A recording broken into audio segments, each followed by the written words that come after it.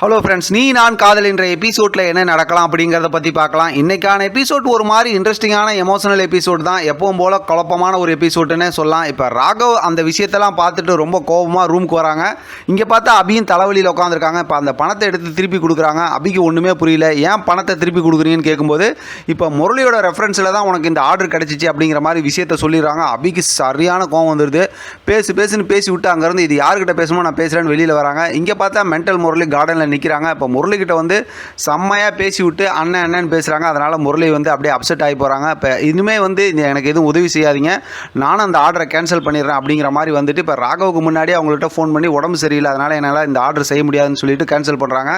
இப்போ ராகவ் வந்துட்டு மறுபடியும் எனக்கு உண்மை தெரிஞ்சு போச்சுன்னு சொல்லி இப்படி மாற்றி நடிக்கிறியா அப்படிங்கிற மாதிரி பேசுகிறாங்க. இப்போ அபிக்கு சரியான கோவம் வந்துடுது. மறுபடியும் ராகவிட்ட பிடிச்சி கற்றுன்னு கத்தி விட்டு அப்படியே படுத்துடுறாங்க. சாப்பிட சொல்கிறாங்க. அதெல்லாம் ஒன்றும் வேணாம் அப்படிங்கிற மாதிரி படுத்துடுறாங்க அபி.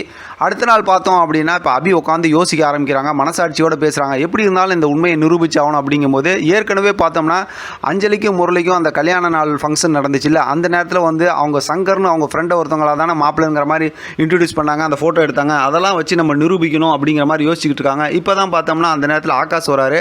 ஆகாஷ்கிட்ட சொல்லி அந்த ஆல்பத்தை வாங்குறாங்க. நம்ம ஃபோட்டோ ஒன்று ரெடி பண்ணி மாட்டணுன்னு. இப்போ ஆகாஷ் வெளியில் போனதுக்கப்புறம் அந்த ஃபோட்டோவில் பார்த்து அந்த சங்கரோட ஃபோட்டோ வந்து அதாவது அவங்க மொபைலில் ஃபோட்டோ எடுத்துக்கிறாங்க. இப்போ அவங்க ஆஃபீஸுக்கு போகிறாங்க. ஆஃபீஸுக்கு போய் விசாரிக்கிறாங்க.